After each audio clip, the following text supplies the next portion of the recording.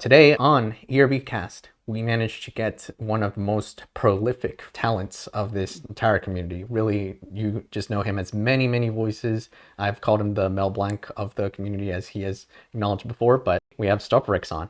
Yeah, and prolific is no slouch because this man has voiced one of many, such as Bugs Bunny, Daffy Duck, Spider-Man, Venom, Carnage, Nappa from Dragon Ball Z, Frieza, Spawn, King K. Rool, the Incredible Hulk, Dr. Jekyll, and Mr. Hyde recently, Freddy Fazbear, he established that.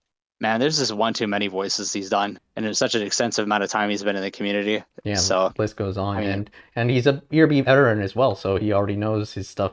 Talked quite a lot about it. We really have a lot of overlap in our opinions regarding the series and community as a whole. So we'll be able to chat with him today.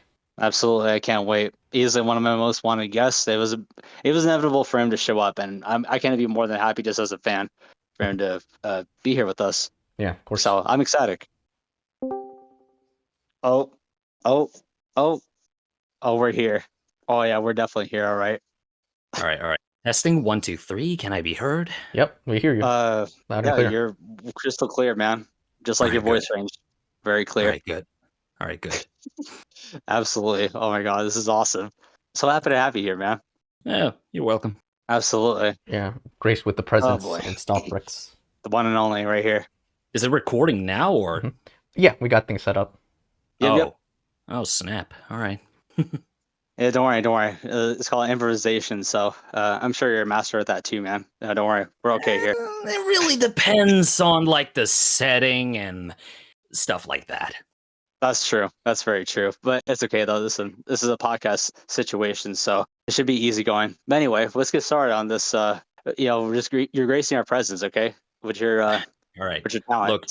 Look, you don't have to treat me like a king or anything. Like I'm just me. I know.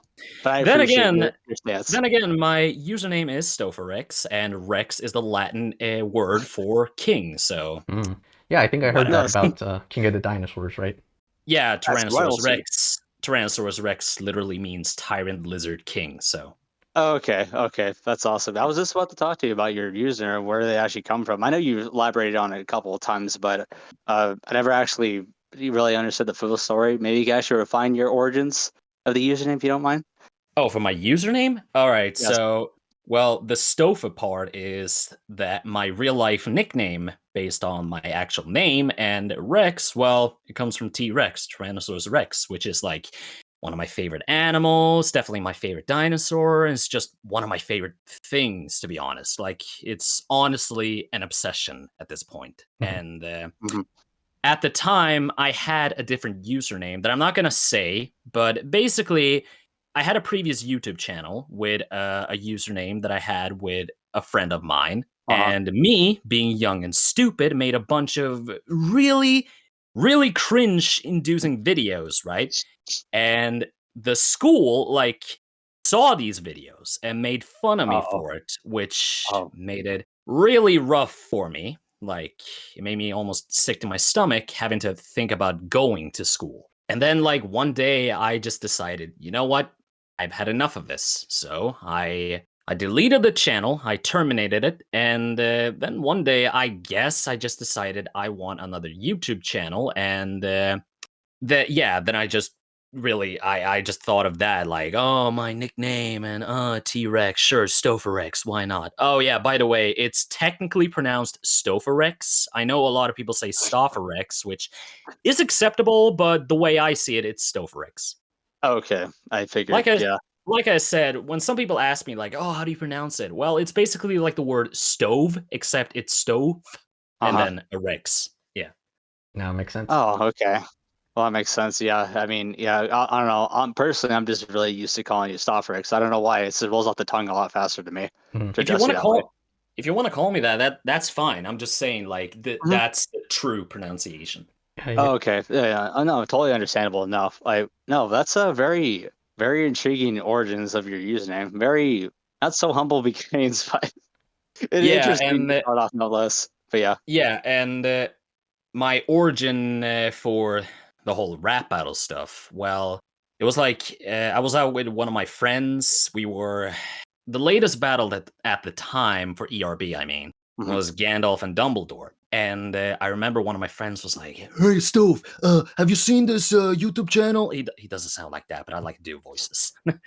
Hey, Stove, have you seen this YouTube channel? No, what is it? Oh, it's like this rap battle channel, but like they have a bunch of historical and fictional characters. Like they did Darth Vader versus Adolf Hitler and Gandalf versus Dumbledore. And then I watched it and I was like, oh yeah, that's funny stuff. And then like few days later, Shakespeare versus Dr. Seuss happened. And yeah, I got kind of hooked on that series. And then I noticed that, oh, there's an Epic Rap Battles of History wiki that I spent a lot of time on, commenting my thoughts and stuff as just a wiki user. Like I didn't have an account yet. But I got so common that so many people were like, you should totally make an account. So I did. And yeah, then I got swept up in that community. And then that, you probably know about this story, but like basically I was part of the ERB wiki community for a while. That was my true start because you either started on the wiki or you started on the forum. But yeah, then like this was during season 2. One of the most anticipated matchups at the time was Mozart versus Skrillex. And then one day someone claimed, oh, ERB is making it. I checked the images and the cover looked It's weird. Xander. Like, It was Xander's, right? yeah.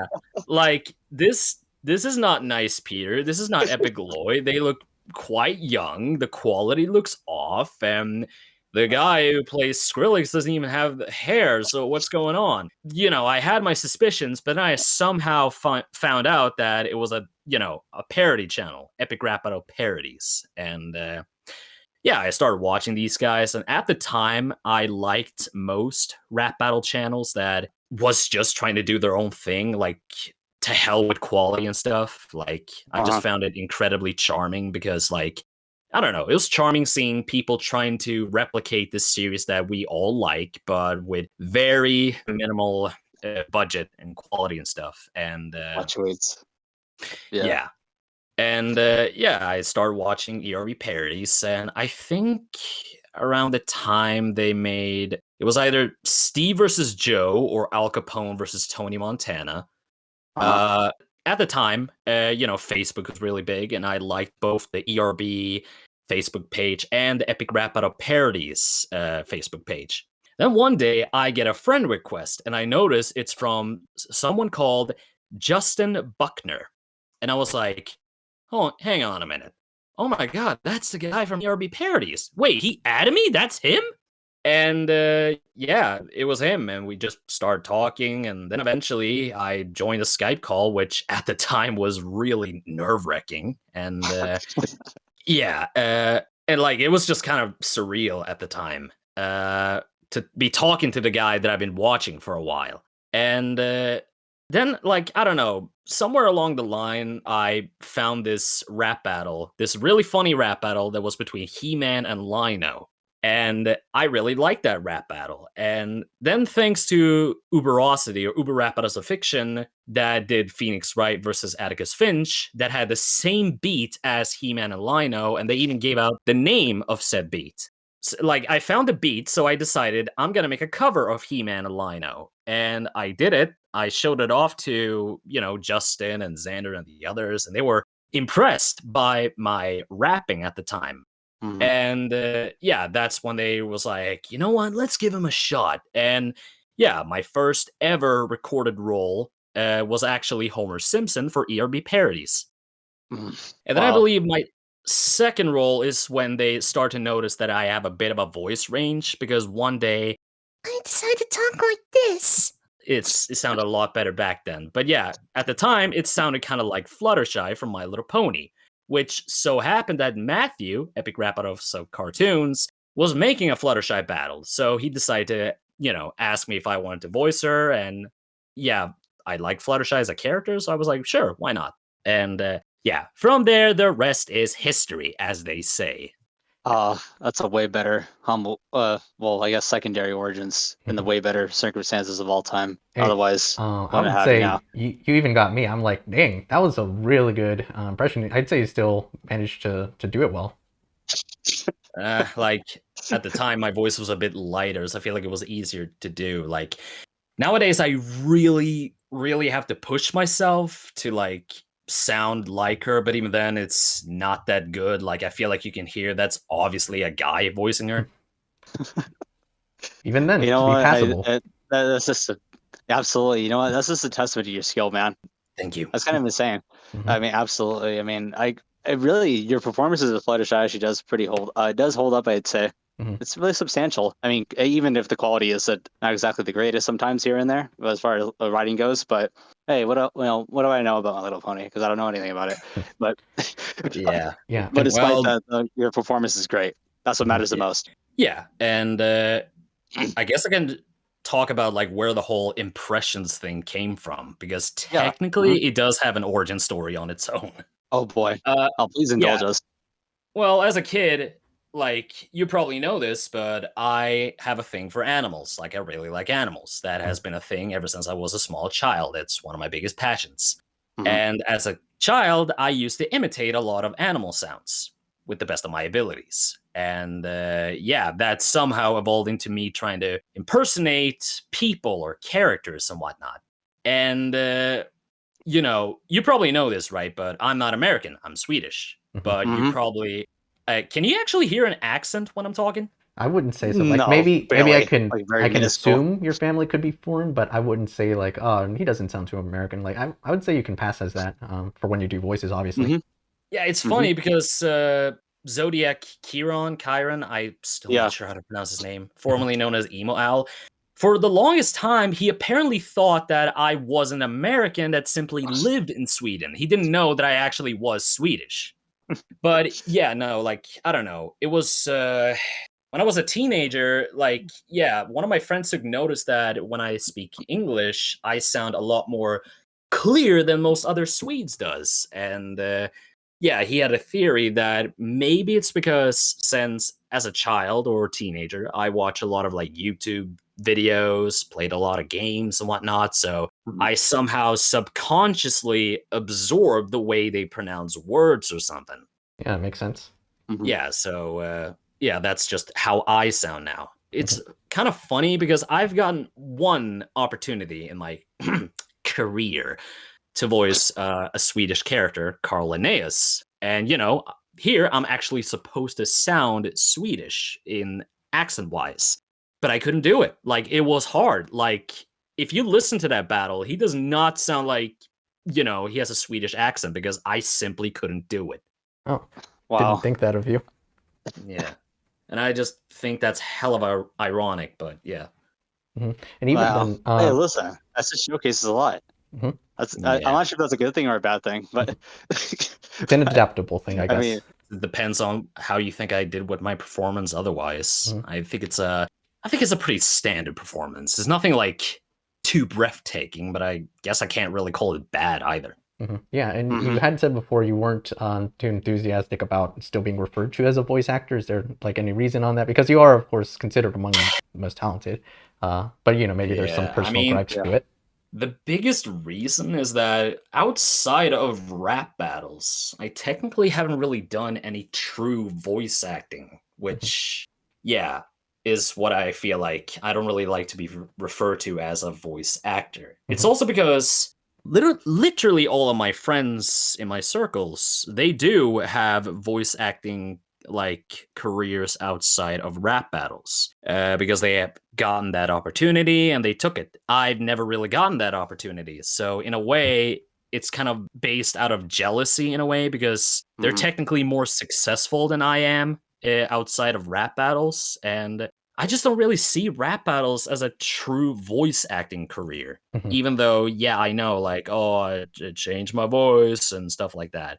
But I don't know. I feel like unless I started doing actual like dub or actual like I don't know comic dub and stuff like that, I don't really like to call myself a voice actor. And it is kind of annoying when people do it. To be fair, because like I don't know, it just kind of feels like they're rubbing it in. You know, like oh everyone in your circles they have actually done some actual voice acting, but here you are. You've been in this community for like 10 years and you're still stuck in the same spot. If anything, Man. I think you could be referred to as a rapping impersonator. That's basically what I call myself, like a voice impersonator or performer or something. Yeah, it works. Yeah, it's definitely a lot more of a accurate term. That's completely understandable, though. I mean, now that you've actually elaborated on that, because I mean, if you're not really within that profession, you can't really consider yourself that, or should be labeled it as it, because it could be a little bit misconstrued as some certain way. Yeah. No, that's totally understandable. I actually respect that a lot. Yeah, and plus So, it's like it's rap kinda battle like- creators, they're not referred to as musicians, they're just rap battle creators. Even though they do make, It's kind of in a way, it's music. kind of like I said, I like animals a lot. I know a lot about animals, but I'm not a zoologist. Yeah, it's really a hobby yeah, thing. exactly. So I'm just I will a guy ask, with knowledge. if you do manage to get a role that just happens to come, like, you're recognized in your rap battle roles, but you actually are getting something in an actual project where it's not rapping, it's actually doing voice acting, you take it, I assume? Oh yeah, I mean, if it's especially something that I would like to be in, All right. yeah, then yeah, I would definitely take it. It's just that I'd never really gotten that opportunity, and I don't really have the ability to do it myself yet. And yeah, that's why I'm kind of stuck in this spot while everyone else is kind of evolving. And that has been an issue with me for the past few years because everyone evolves while I'm still stuck in the same space. And that's where basically, as you probably noticed, I've gotten less and less and less roles over the years, right? Yeah. Yeah, and there's a lot of factors to that. It's, the community has been more split up in different groups and whatever, because back then we were all basically collected into this one giant group or circle or whatever. Nowadays, it's kind of like we have our all little subgroups, and Yeah, friends of friends these have to be in it. subgroups.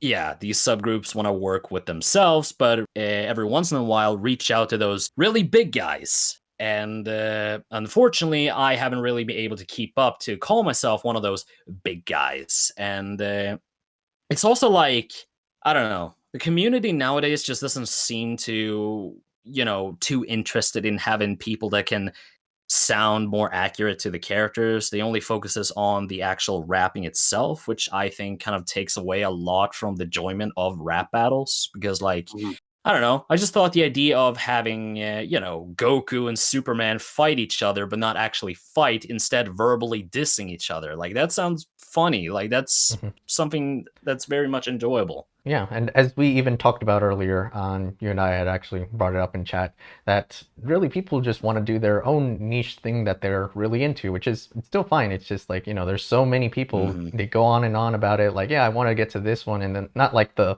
big guys, as you said, Mickey Mouse or Superman or anything. It's more like, people who don't really need an impression, they just want a rapper and they want to use the character. When I said the big guys, I meant like people in the community. Oh no, I mean, before when you were talking about, remember we were like chatting, you were saying like the actual popular characters. Yeah, that's another issue that I have with the community nowadays. Like, it's kind of funny because I can technically, unironically say, in my days, because like I kind of grown to realize that there's a whole new generation behind me now. Like, I'm above another generation, and this current generation is too focused on things that I'm just not into. Stuff like obscure indie horror games, Danganronpa, Max Headroom Incident, Scott the Woz, and it's like, what happened to just using, Mickey Mouse, Darth Vader, Superman, Batman, Mario, stuff like that, characters that pretty much everyone knows. And like I said in the chat, it is kind of complicated because at the same time, I do want to encourage people to, do matchups based on things they're actually passionate about and not trying to follow some dumbass YouTube algorithm, which some channels do. And that kind of just kills it for me. But at the same time, though, it's like, my God, do every one of these people have the same type of mindset? Yeah, and like, people are so scared of doing like basic matchups.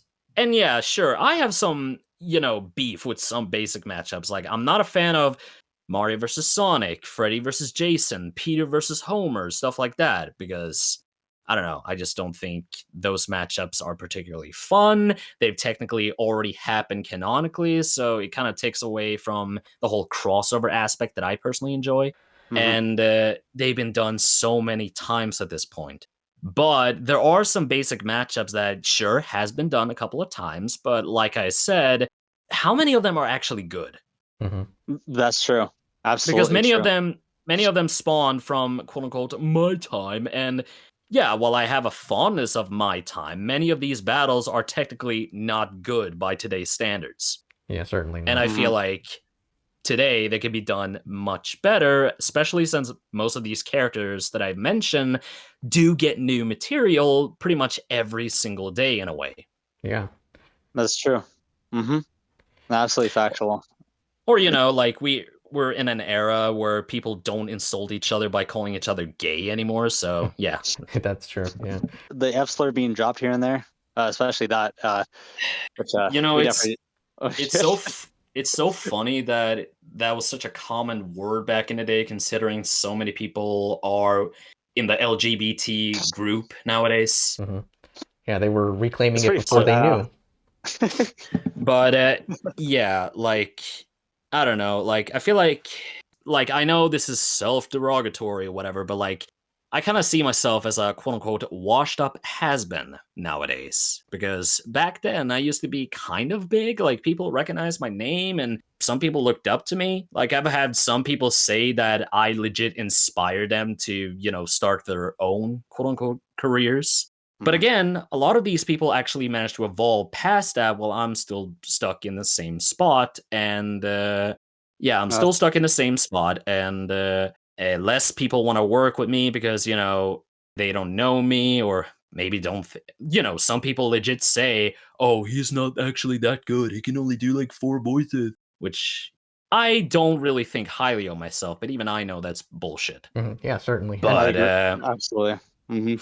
But also at the same time, because of the whole things that I mentioned before, you know, the constant use of these characters, people taking rap battles way too seriously nowadays. Like, they're not doing it just to have fun anymore. They're legit trying to make a goddamn career out of this. And it's like, ugh. And, you know, it's the same type of beats, same type of rapping. And it's like, it just kind of kills my mood for it. And I'm just not having fun record for people nowadays. So I'm always at the verge of on and off of like, should I just finally throw in the towel and retire? Because I just don't think this is fun anymore. And another thing is that not a whole lot of people seem to appreciate my roles that much. Like, I don't know, like, I don't really see a lot of people say like, yo, Stofferex, he killed it as this character. No, it's always like, both did great. And by the way, the opponent won, so blah. And it's like, am I just here just to fill in dead air, like, just so the other character is not silent? And as you know, Red's like your biggest fan for that.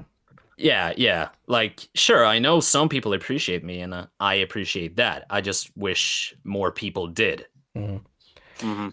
I will say I was pleasantly surprised when I got to voice Freddy Fazbear for one of my friends, Bilo, in his battle. And I was so dead set sure that, like, people are going to criticize it to high hell. You know, they're going to say, oh, he doesn't have any emotion, or, oh, that flow is off, or, oh, Stouffer's Freddy, blah, or other stuff. But because at this point, Freddy Fazbear has gotten a canonical voice, so I decided to base my performance of the canonical voice, which I haven't done previously.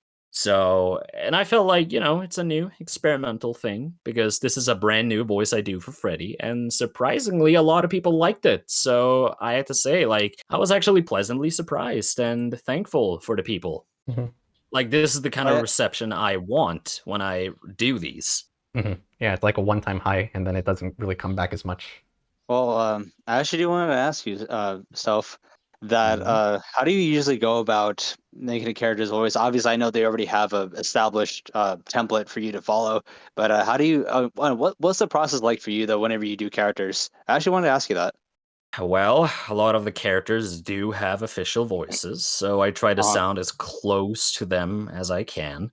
But then you have characters that doesn't really have a specific voice like comic characters, you know? Yeah. Mhm. hmm Then I just base them off of a voice that I particularly like Mysterio, for example. You know, he has a lot of voices. Like, usually he has a very deep voice, but I don't really yeah. like that. The Mysterio I grew up with that I personally like the most is the one from Neversoft PlayStation 1 Spider-Man game, where he Yeah, sounds a Darren lot more theatrical like this. Yeah, very maniacal and very kind of a bit of a loose screw in his head or fishbowl. Yeah, like he sounds absolutely insane, but at the same time, he sounds like he's a man of the theatrics, and yeah, he just sounds weird, and I love it. And so I decided to base my voice off of that. Plus, it's a very easy voice for me to do. I just have to sound very thematic and a little bit flamboyant. It sounds pretty close to Darren Norris. It's actually it's pretty insane. You voiced him on several occasions, and I love every single bit of it. Yeah. I'd say I love it so much. Yeah. Darren Norris. Well, hard to believe that Cosmo voiced a couple Marvel characters. It's pretty funny when you realize. Yeah. Then you have characters that I legit just have to make up a voice for on the spot. Like Freddy used to be that, and Mhm. my mindset at the time was that. Do you guys know Mr. Creepypasta? Yeah. Uh-huh. Yeah, I heard Yeah. of him. Yeah, I've heard of him in passing at least, but yeah, I know of him. yeah.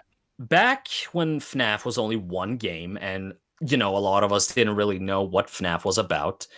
Mr. Creepypasta gathered a bunch of voice actors to do this audio bit thing where it's supposed to explain the bite of 87 because back in the day people thought it was Foxy. So it was basically like an audio dramatic reading of like Foxy biting that kid.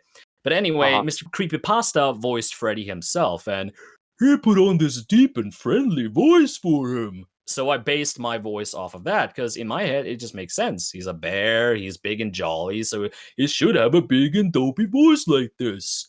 But Mhm. you know, then Freddy did get a canonical voice where he sounds a lot more like this.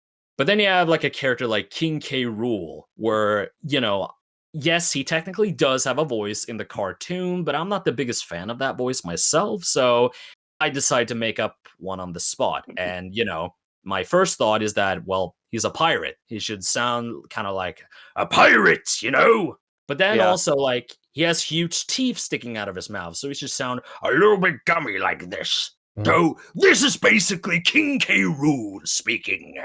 Also, I like to do a little bit of flamboyancy here and there for him. It completely fits as a bit of an insanity eye, because I know he has one eye Yeah. pulsing. Mhm. Yeah, so it really kind of accentuates that. I mean, you do that so well too. Yeah. Yeah, and Yeah, also since, yeah, because of his teeth and appearance, I like to sometimes go a little bit feral with his voice. Man, I've heard dedication, but I mean, I think you once said, this reminds me, you even outright said in the server at one point, you said, there's a bunch of saliva all over your screen when you were recording for Daffy Duck. Oh, Uh, yeah. Daffy Duck was one of the most painful voices I had to do. Not for like restraining my throat. Okay, in terms of like actually hurting me, the most painful one I did was Lord Hater for cartoon made rap battle CMRB. Oh, Like yeah. Uh-huh. that messed both me and Cam Steady, Cameron Greeley, VGRB, whatever, who voiced Lemon Grab. We both got really messed up from that role. Damn. Because, I had to scream like this. But yeah, in terms of like Daffy Duck, however, I'm a perfectionist to a fault. So I wanted to try to nail every single S sound with a because, Daffy Duck has a really bad lisp. That means I have to stick my tongue out real quickly so I can do that. And that causes saliva to spread all over my goddamn computer screen. Damn, the dedication. And yeah, speaking of dedication, by the way, recording process to me is a pain in the ass, so to say. Because basically, when I record, I usually try to record 2 lines in one take. Mhm. Sometimes 1 if I can't do it. But, maybe to other people, that recording sounded good. But to me, it doesn't deliver with the emotion or character that I wanted. So I redo it over and over and over again. I might be stuck on the same goddamn lines for like a half an hour or something, if it's a really painful one.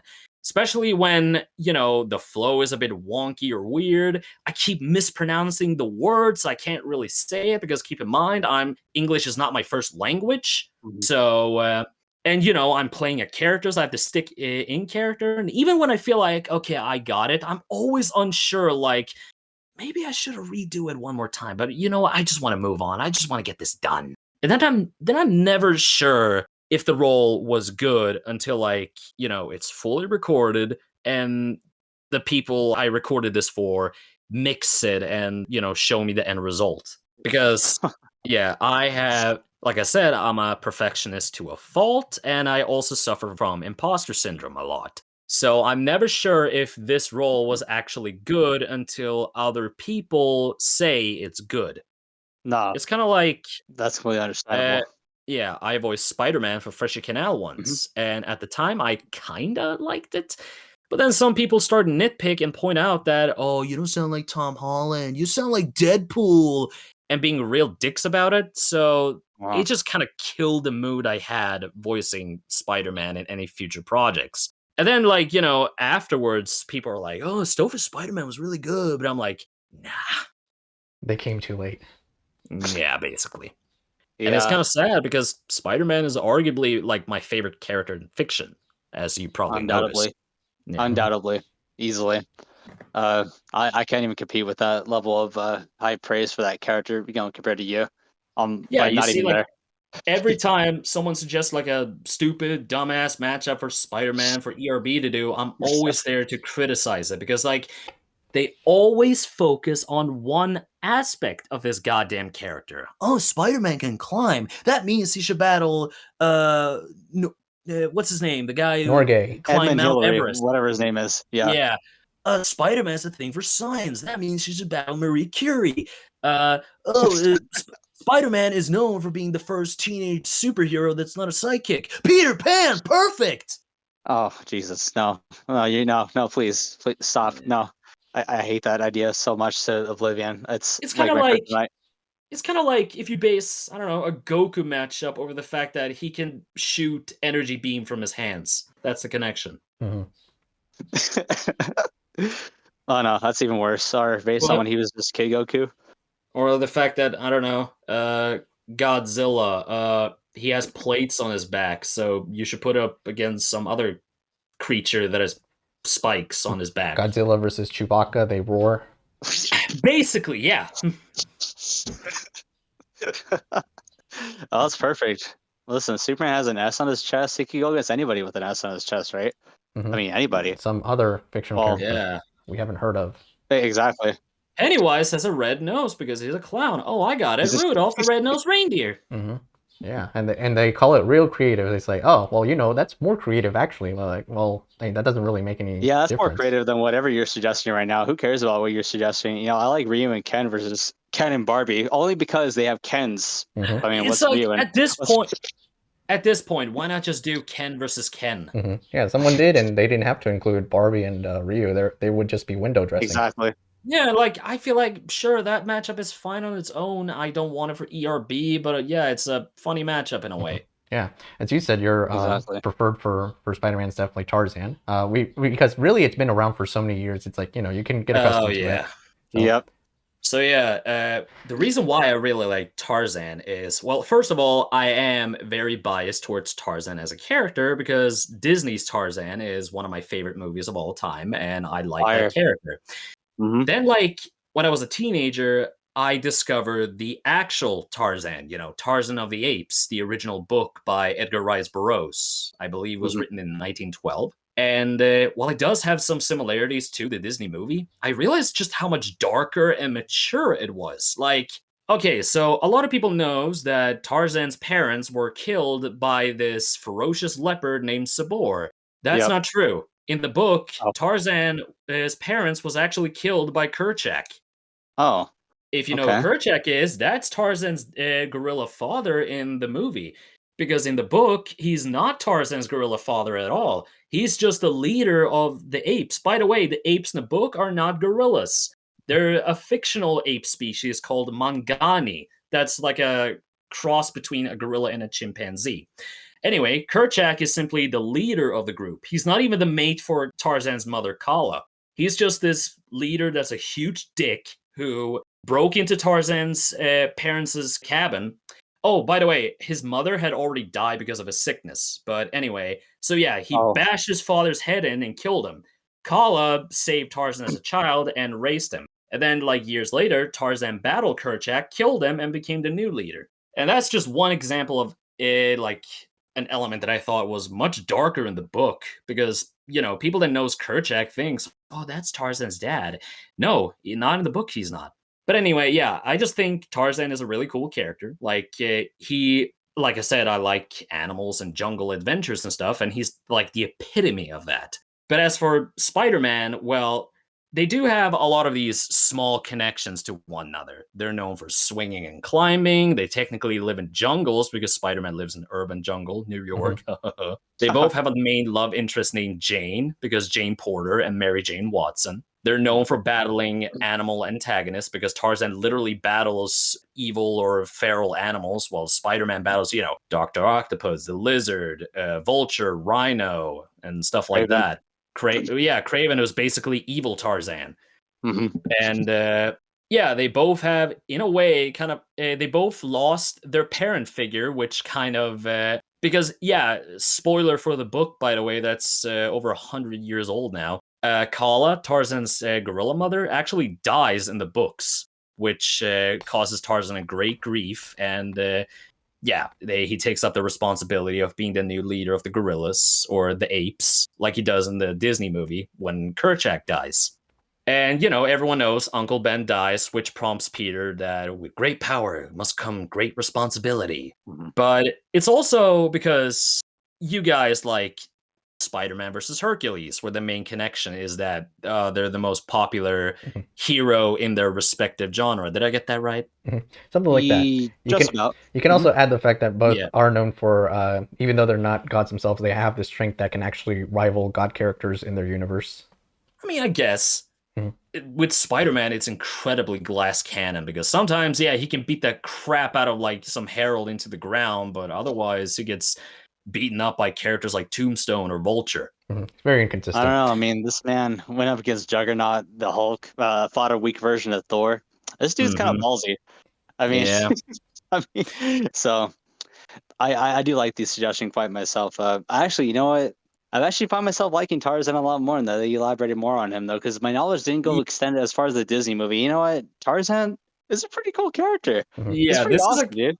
Like, yeah, this brings me to the main connection because, like, well, the whole most popular can be kind of argued with Spider-Man because he has to compete with that with both Batman and Superman. And even as a diehard Spider-Man fan, I would say in the end, Superman is probably the most popular one because when you think of just the word superhero, what's usually the first thing that comes to mind? To me, it's a character in a cape that flies and is super strong. And yeah, who do you think started that trope? Supes. Certainly. Although I will say, I think we'll have to see how James Gunn's Superman movie goes. But, you know, Spider-Man characters have had, like, 10 movies in the past 5 years? That's how I see the popularity. Yeah.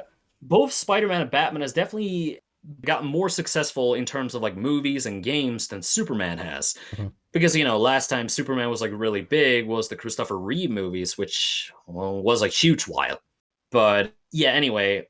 So with Spider-Man, yeah, he's definitely one of the most popular heroes of all time. Like, he's well within the top 3 along with the other 2.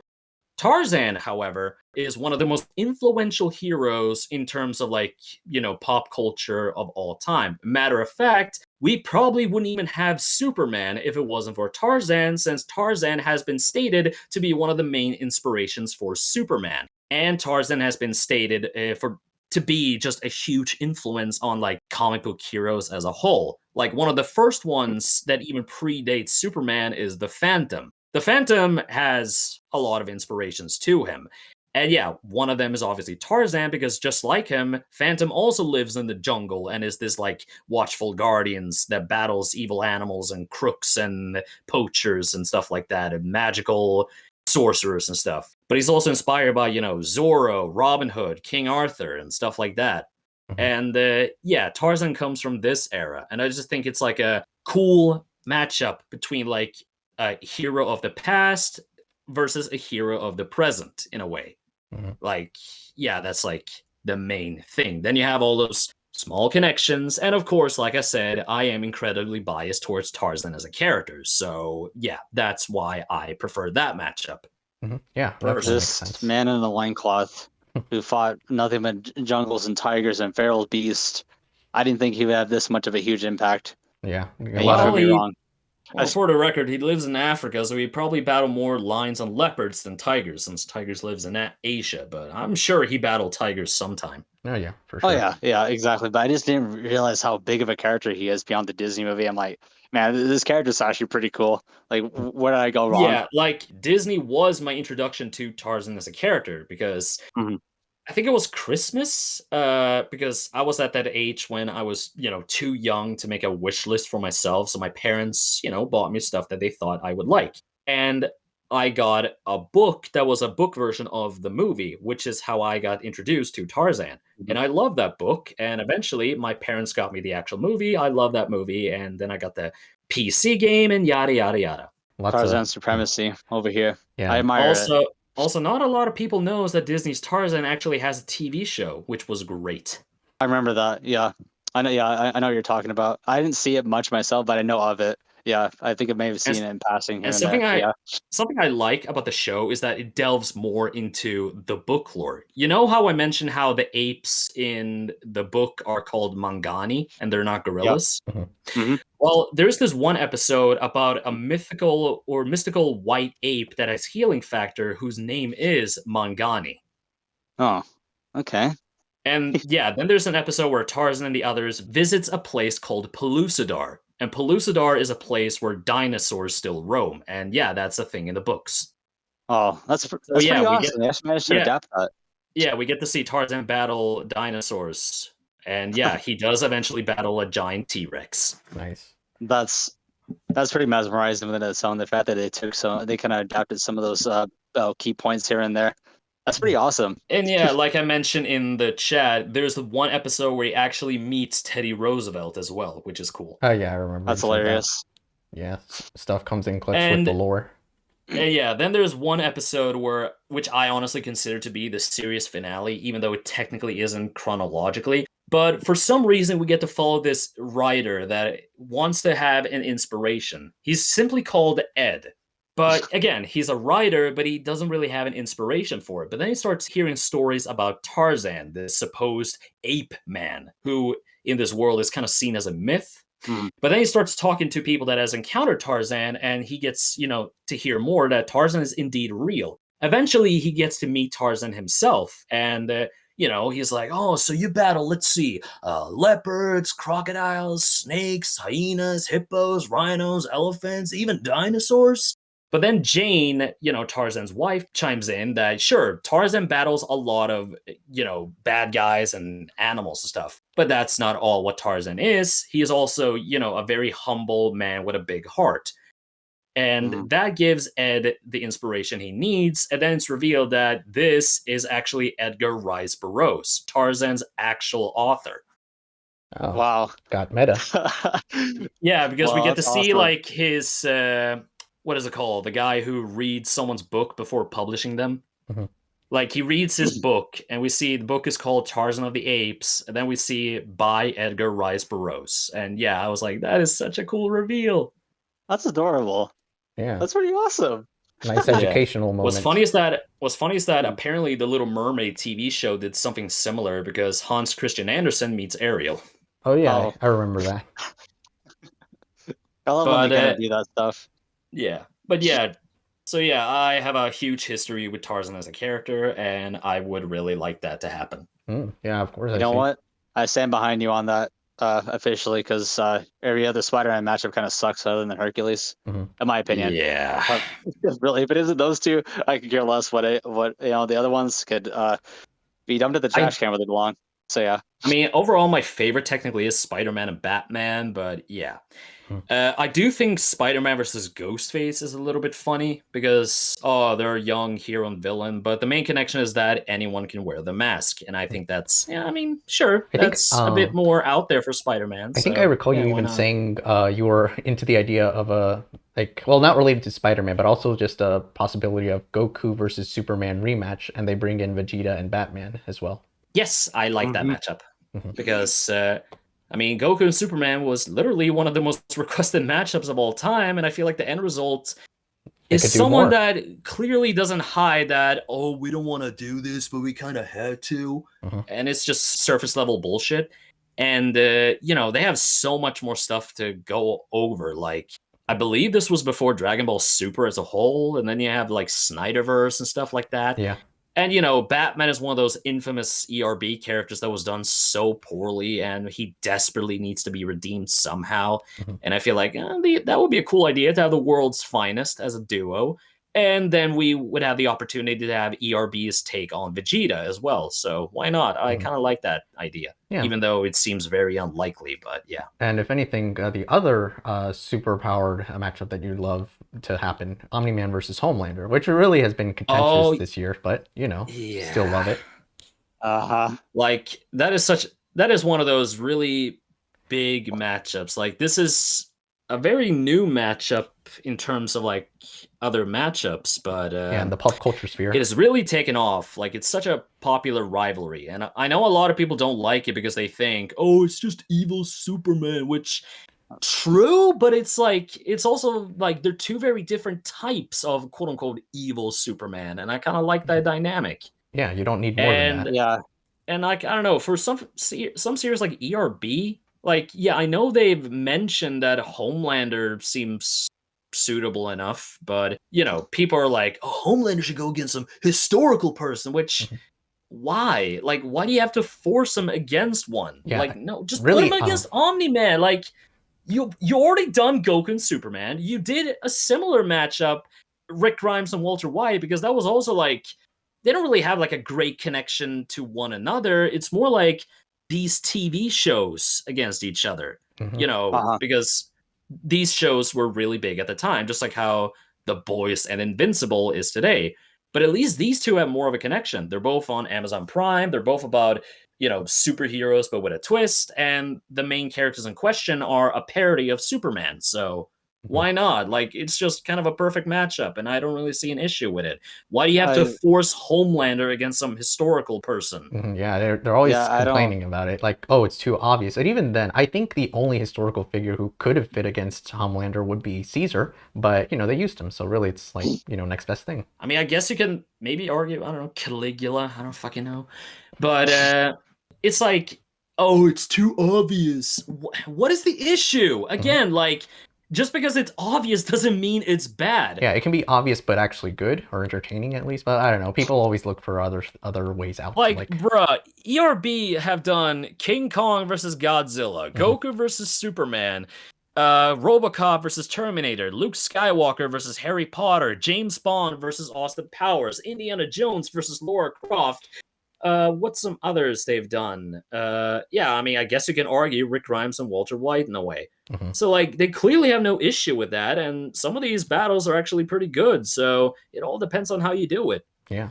Yeah, I never understood the negative criticism. This suggestion. It's only because they haven't seen any, haven't indulged any of the properties. So the reason where the hatred comes in, or they just think, well, I just like Homelander or Omni-Man against someone else because I just don't find this matchup very appealing to me. You know So they what get you really upset. So yeah. what you said earlier, it's like, yeah, like a lot of these people don't even watch the goddamn shows. They've heard of Homelander, they've heard of Omni-Man, and they simply think, oh, they're an evil Superman parody, and that's it. Like, again, it's technically true, but there's more nuance to that with the way they're handled. Mhm. And they're great shows. Like, Easily. if Omni-Man was like Homelander, you know, like a celebrity that was secretly like a psychotic man-child, and yeah, that's an issue. They're literally the same character. Or if Homelander was, you know, kind of like, you know, an alien warrior that's come to secretly conquer Earth, just like Omni-Man. Again, that's an issue. They're Yeah. the same character, It'd be like but they're not. Jeff Bezos versus Lex Luthor, if anything. I mean, yeah, except I don't know. Jeff Bezos feels a lot more goofier than Lex Luthor, but yeah. That's true. Yeah, absolutely. I don't know. Like, there's so much they could work with. I mean, just the performances alone by Peter and Lloyd could just, I don't know, they fit in like a shoe. And it's kind of nuts. Yeah, I've Yeah. always stated that I personally want ERB to start using a bit more modern pop culture stuff because, you know, you can technically say they're already history. Like, again, The Boys is one of the most watched TV shows at the time, at this point. And same thing goes to stuff like, I don't know, I usually say The Boys, Invincible, Rick and Morty, Five Nights at Freddy's. These are some like modern franchises that I can totally see, honestly, be worthy in their standard. But since they're two old jaded men, you know, they don't really give them the chance. Yeah. Some other franchises like, yeah, I could honestly make an argument that, yeah, sure, Minecraft, that could totally work as well. It's literally the most sold game of all time. It really fluctuates on a lot of things. I mean, I don't know. Then again, you know, I mean, what are they even interested in? Mostly, particularly Peter, but Yeah. That's the other issue. It's like, yeah, the more I hear about Nice Peter in particular, it's like, dude, what are you actually interested in? You just seem to freaking hate everything nowadays. He goes in circles. Lloyd is a bit more ambitious. Like, he seems to be a bit more open to things, which I do appreciate, but he gets kind of ambitious to a fault in a way. I see this issue in a lot of people in this community. And it's kind of funny seeing Lloyd go through the same thing. Like, you know, he sees a matchup and he's like, oh, that sounds good. And it's like, all right, cool. But then he starts like saying some weird casting choice, or they're gonna do this. And it's like, why? Just freaking that. Just be you and Peter. That sounds good enough. And no, you don't have to like have this whole scene happen. Just fucking do a normal rap battle. I don't know. Yeah, I don't know. They always put these weird barricades around their brain to like, oh, well, we can't do it this way because insert reason here. It's, I don't know, it's illogical. It's irrational. One of the most requested characters, Lovecraft. unironically, is obviously Spider-Man. Like, a lot of people asking, where the hell is Spider-Man? And I've seen so many reasons they made up as to why Spidey hasn't happened. And it's like, just do it. I mean, to be fair, the biggest hurdle is him having a lot of horrible opponents. Is the reason why he's not in. So yeah, and like, that's a similar issue with someone like Kratos. Like, apparently Kratos seems to be on their radar, which that sounds cool. Like, I'm into that. Like, I'm not a huge God of War fan, but I do like it enough that, yeah, Kratos and ERB sounds amazing. Yeah, But and Lloyd looks just like him. yeah. And that's another one that's like, he has so many opponents, a lot of them are not good, and people just can't decide on who they should put him up against. And I was bringing up Hannibal Lecter, or no, Hannibal Barca, of course. Hannibal Lecter, yeah, sure.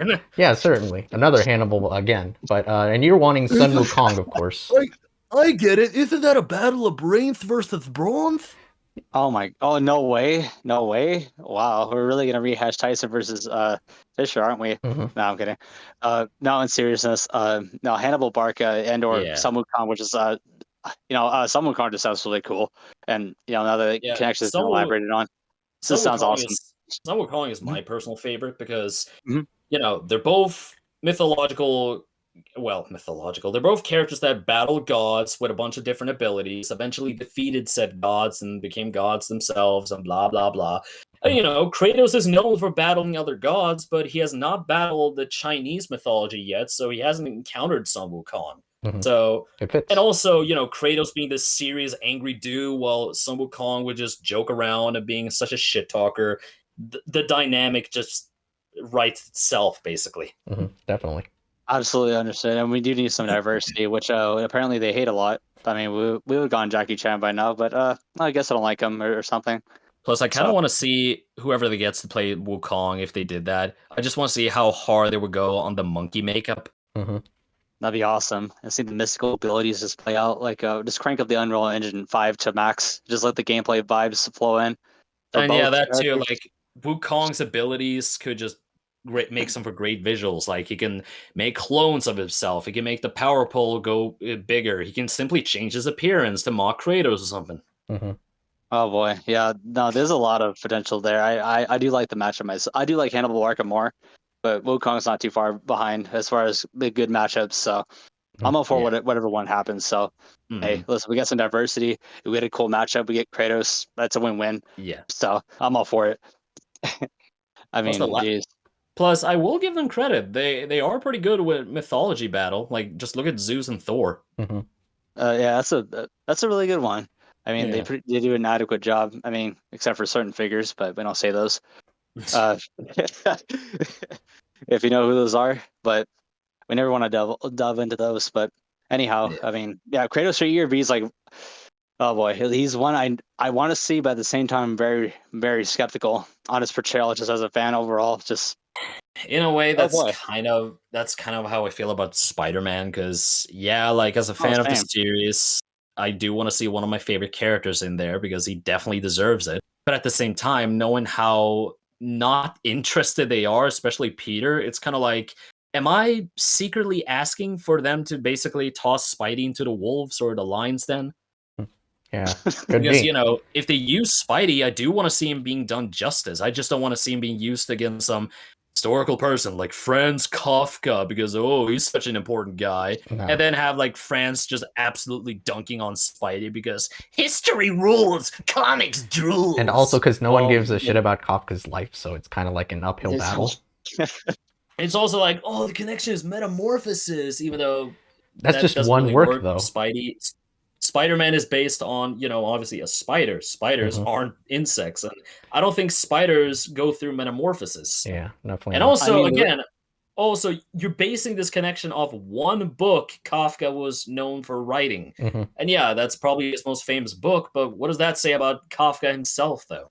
I was gonna say there is a Spider-Man storyline called Metamorphosis. Funny enough, so Yeah, I mean, I know he has changed to the man spider and whatnot, but yeah, yeah. he does. I mean, I could probably be wrong about this. I haven't really checked up on if spiders actually go through metamorphosis because, you know, when they're born, they're just born as small spiders. Yeah. They're not born as larvae or something. Yeah, exactly. Either way, though, no, I understand that completely. I mean, it all And depends again, how it's handled. spiders aren't insects; they're arachnids. Mhm. Exactly. And some Yeah. people just seem to, again, completely a huge misconception, which is why I don't like stuff like Spider-Man versus Scorpion, which I really can't see. I mean, it sounds funny on its own, granted, but I mean, come on, it It's really doesn't make any sense. it's one of those matchups that's like, yeah, this sounds cool on paper, but definitely not something I want ERB to do. Mhm. I agree, 100%. And besides, Scorpion, not Spider-Man Scorpion, Scorpion, Mortal Kombat, Yeah. and his accomplice Sub-Zero and Ryu versus Ryu and Ken. There you go, a perfect matchup right there. Yeah, it's better. And that's another case of it's an obvious matchup, but it's a good one, so why not? Certainly better than the other options. Apparently, it's really bad. No, video games are bad. You know, fictional characters are evil. No. I'm sorry. Yeah, and you know We what? can't have that in the series anymore. Bringing up how you feel on ERB doing characters justice, and you know, especially ones you love. But you did have like some things to say on Godzilla vs Kong. If anything, you had helped on giving Freshy some material to work with so that he can help out indirectly. Yeah. So yeah, there was the server that both me and Freshy Canal used to be in, and Freshy like told us about stuff ERB was doing, and he told us they confirmed Godzilla versus King Kong. Freshy doesn't really know these characters that well. I, on the other hand, am a big Godzilla fan and a big Kong fan as well. So, since Freshy worked directly with ERB, I decided to help him out and write these pages of information about both Godzilla and Kong's history that he could use in the help of writing. Which he did, but since again he was leaking this stuff, he couldn't really, give me proper credit. And I knew this. He told me this, and I was like, all right, sure.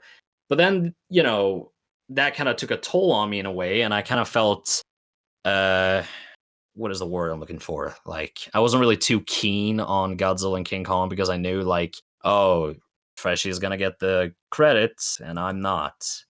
And the battle came out, and hot take, I don't think the battle is bad. I actually kind of like it, surprisingly. I think for the most part they did Godzilla justice. Kong was a little bit weirder, but whatever. I do prefer Godzilla overall as a character, so but then eventually I spoke to my friends about this whole thing, and they were like, you know what, Stove, you should totally call out on this. I'm like, should I? I mean, I feel like this will create drama, it will put me on a bad spot, and, I don't want to beef with Freshy Canal. But, they encouraged me, like, I mean, it's your deserved credit, you should do it. So I spoke up about it. I spoke to Freshy in DM. He contacted Monk, ERB's manager. We got to talk, and I told him, like, all I want is simply, like, description credit or something. So he fixed that, and that was a W for me. So if you check the description of Godzilla and King Kong, special thanks or whatever, you can probably see my name, and I'm kind of proud of that. That's all I really need. How does it feel to be acknowledged, by the Hupper guys up there in a way? I mean, I don't know if Peter and Lloyd noticed, but in a way, I think that's kind of cool. Again, it's you have small interacted with them before, right? On the Patreon a couple times, have you? Like a couple, very, very rarely. And also back in the day, Peter and Lloyd used to pop in the ERB wiki chat every once in a while. Yeah, I believe I managed to get some very few conversations with them. But again, that's like they just respond to like one comment of mine.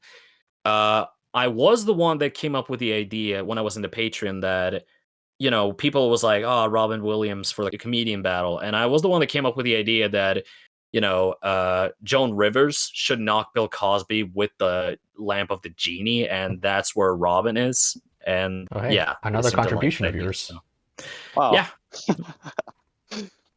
And people like that. And I was like, yeah, it should totally be the lamp. And, when I watched the video, I was like, oh my God, they actually did it. Wow. That's, well, you contributed to ERB on 2 occasions, even in the most off-manner way.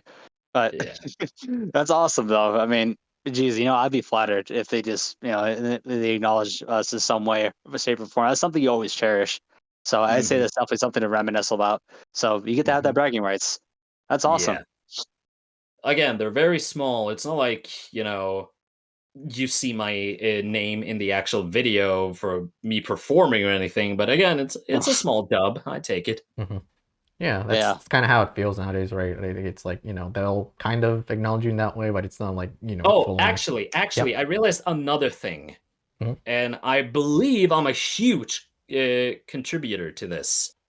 Really? So one of my the first matchup that I came up with that actually I know what you're talking about. By Nice Peter. I know what you're talking about. There was a whole thing about Russians being used in a battle. And, the one that was brought up the most was Vladimir Putin, because believe it or not, there was a time where people didn't really have an issue with Putin and actually saw him as some badass like Chuck Norris, which is funny thinking about now. But anyway, at the time, I've read a lot about Rasputin, and I was like, Rasputin would be cool in ERB. And then I realized, wait a minute, Vladimir Putin, Rasputin. That sounds kind of funny. And so I suggested Rasputin versus Vladimir Putin. There are 2 Russians Putins. Mm-hmm. And then one day I get a notification, and I see Nice Peter responding to it, saying something like, I like that idea a lot. We were thinking about doing Putin versus Vladdy Impaler or something, but that's a pretty damn fine idea. And then I checked, and sure as hell, that is the actual Nice Peter responding to me. So I like to believe I helped inspire the Russian battle. Problem is, since this was a season finale matchup, that means they don't really put comments showing, what gave them the inspiration. So, god damn it. Oh well, but even then, I think it could count, because really Rasputin is, basically modern Russian history started with him kind of leading to the downfall of the Russian monarch. So, hey, it does work that you are indirectly in his mind for that. Yeah. Okay, I did also kickstart another big thing, not for ERB, but for ERB parodies. What's up? So at the time, this was at the time when creepypastas really started to take off. They weren't really like mainstream yet, but again, they were beginning to take off. And the one that has really taken off so far was Slender Man. He was basically the only one being used so far. And at the time, I was really into the character of Jeff the Killer. I just thought he was very scary, and I was like, you know what? I want a Jeff the Killer matchup. So I decided to suggest Jeff the Killer versus Jack the Ripper for ERB parodies. And Justin really liked that idea, and they did that battle. That battle became huge, which prompted them to make Slender Man versus Jeff the Killer, which was also huge. So I think, in a way, I low-key kickstarted the whole Jeff the Killer battle thingy. Uh-oh. Because, nowadays... going on. Yeah, because nowadays, Jeff is obviously everywhere. But at the time, Jeff was kind of an obscure character that mostly people like me knew about. Mhm. And at the time, he was kind of scary. Now he's oversaturated, and I can't really take him seriously. But again, back then, he was kind of a scary character that I want to see, get real, become alive in a way in terms of rap battle.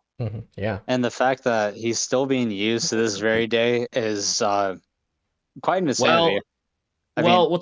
I can kind of understand because there's kind of be like an Renaissance era of creepypasta characters, and Jeff seems to be one of the central characters for this. Yeah, because basically, Yeah. nowadays a lot of people that grew up with creepypastas are like adults and has like nostalgia for creepypastas. And Jeff is one of the biggest ones. But people realize his story is dog shit. It's not good. Yeah. But this character has potential. So there's been a lot of people that has actually rewritten the story. And one of the most noticeable ones that I took notice on is by the YouTube channel Pastra, who did a 2-hour-long reading of his own rewrite of the Jeff the Killer story. I haven't seen the whole video as of this podcast thing, but from what I've heard, this story is actually very good and actually puts some justice on Jeff as a character, which sounds pretty cool. I believe that's why Jeff the Killer is honestly still alive in terms of like popularity and whatnot. Yeah, and searching for his original image, I recall. That's another thing. There's been this huge like hunt on the internet to see where the hell that image came from, and there has been some people that claim that, I made it by using Photoshop or I made it using makeup and stuff, but then it's been kind of disproven or something like that. So we're still honestly not sure where that image came from. Yeah, from a Japanese site, I think. Well, again, we're not sure. That's just a speculation. Oh, yeah. It begs the question, though, when are we going to get a Jeff the Killer movie? I'm being serious. Well, I don't know. Like, I think attempts have been made, but I'm not sure since this character is, unlike Slenderman, who we actually know who the creator is and stuff like that. Again, we don't really know who created Jeff, so the whole rights thing, I believe, is an issue. Yeah, and well, we just need a creepypasta cinematic universe. There you go, just rival the MCU, then fail, then nobody else. They kind of tried that once. It was called Channel Zero, and it was this show that had each season based on a different creepypasta story, and it had promise, but I believe it kind of started to suck later. I just know the first season was based on a story that I personally grew up with, which was Candle Cove. But then the others were like, okay, but why aren't you like doing Smile Dog or The Rake or something? What are these stories? Obviously, the Three Stooges Dead Dunderheads should be on there, and Ed and Eddy lost episode 34. We're all missing the greats. Those are awful. Yeah. No. And even then, I think the most viewed video on YouTube of Jeff the Killer is a rap battle. I think it's Keyblades. Is that right? Is it? Yeah, that's what I recall you saying, I think, or if it was Slenderman. I know it's like Slenderman versus Jeff the Killer, but I think maybe it's both of them that have the most viewed video on YouTube that is a rap battle. I do know that video is kind of cool in a way. Zalgo actually shows up as a third party. Oh, yeah. No, what's funny is that Keyblade actually built this up. Like, I believe the first year he started this, he did a Slenderman rap. Then he did a Jeff the Killer rap where Slenderman appeared at the end. Then he did the Slenderman versus Jeff the Killer rap battle. Then he did a Freddy versus Jason rap battle that had Ghostface show up mentioning something about creepypastas and whatnot.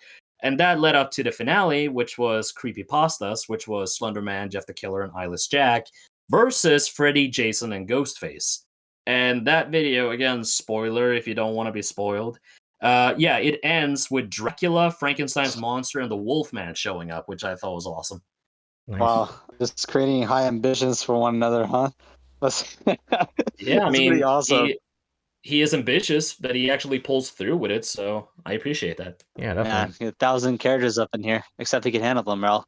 Make sure the costumes aren't the greatest, but again, like I still just appreciate the hell of out of it. Sorry, and I like Keyblade battles because sure, I don't understand the lyrics because I'm not that well known in Spanish, but at least the audio sounds great, and I can hear he actually tries with the impressions. Yeah, of course. Yeah, and that's something I personally appreciate. So I do know Keyblade has some videos that is more viewed than any ERB. Like I believe, yeah, 3 of his them. first Godzilla versus King Kong is one of the most viewed rap battles of all time. And I believe Finn and Mordecai is another one. Yeah. I'm not sure. Finn and Jake I versus think Mordecai so. and Yeah. Rigby. Yeah. But yeah, I do know got his first Godzilla versus King Kong is more viewed than any ERB. So Yeah, and if it's kind of simple in presentation, obviously uses existing clips of their movies or whatnot, and clips from their shows or whatever. well, not anymore. Ever since season 3 of his series, he is starting to pay animators to animate the video. So Oh, nice. Okay. yeah, Okay. Well, this man is really just elevating himself further, didn't he? Just what a pillar in the community. Yeah, especially for the Spanish rap battles. Exactly. yeah, and I honestly consider him to be one of my all-time favorite rap battle makers. I don't barely understand what the hell he's saying most of the time, but yeah. I wish Yeah. he had subtitles for some of his battles because I could appreciate them even more. He does. He does. For some of them, there are subtitles. Oh, okay. Yeah, I think one of his Godzilla versus King Kong battles does have one. I'm pretty sure has subtitles. I Yeah. think. Yeah, that one's. Yeah, and I that one's believe fire. Finn and Mordecai does, and his Deadpool and Deathstroke does, but only for like half the battle for some reason. I don't know. I guess YouTube gave up or something. Yeah, because you can't leave community translations or whatever it's called anymore because YouTube decides to say to hell with that. Speaking of Deadpool, I wanted to say, Deadpool is one of my favorite crushes you could ever do. It's very based on Nolan North. I mean, well, yeah, it's obviously Nolan North. So it's definitely done him, but not only is it just like channel his essence, it kind of feels a bit like Reynolds's portrayal in some way too. But the way you do it is just, I don't know, it's personally one of my absolute favorites, right next to a lot of characters I could mention right now. I mean, but yeah, I love your Deadpool. I just wanted to say that. I like to do some more wacky and crazy roles, and Deadpool allows me to, test my range and be all loony and insane about it. Plus, I love Deadpool as a character, so when I play a character that I love, I usually try to go all out on them to show that, yeah, I for the most part understand this character, and this is how I would portray them. And what was it? I do like the meta-ness of that battle in particular of Titanium's mask versus Deadpool, and how the fourth wall is actually within the writing. It was pretty funny. That was actually both of you. his idea. So yeah, But that's awesome, and that was pretty hilarious, poking fun at both of you. yeah. So it was all in good fun. That was awesome. first- And listen, you have a knack for doing Jim Carrey characters too. Sometimes. Oh, sorry, what were you gonna say? Yeah.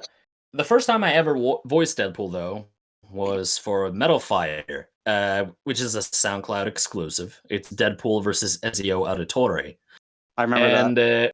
And that has a lot of wall break as well, but believe it or not, that is a lot of improv stuff as well. Oh, Like, yeah, the bit he has, the Deadpool says at the end, that's entirely improvised. Technically, some of the stuff in Deadpool and the Mask is also improvised. The whole end bit, for example, because yeah, Way was going by all rabbit and shit at the very end. Oh, another thing that I improv on is, have you guys seen Titanium's Donkey versus Nappa? Yep, it's really well made. I love it. So, like, yeah, back in the day, I used to be known for the guy who liked Team 4 Stars Nappa, and I could do a semi-decent impression of Takahata's Nappa. And I never gotten the opportunity to play Nappa until now.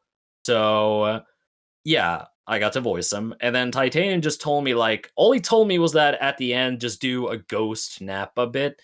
And then I came up with the idea, he's battling Donkey Kong and Diddy Kong. What if he actually sings the freaking DK rap about him being Ghost Nappa? And I remember, like, when I sent Titanium that, he was taken by surprise because he did not expect me to go all out on that. And I'm very proud of that bit because I think it's funny. No, it's yeah. I see. Look at that. Rap battles are supposed to be funny and creative. That right there is a prime example. Not just really beyond Deadpool's character, but also the fact that he integrated that with Nappa.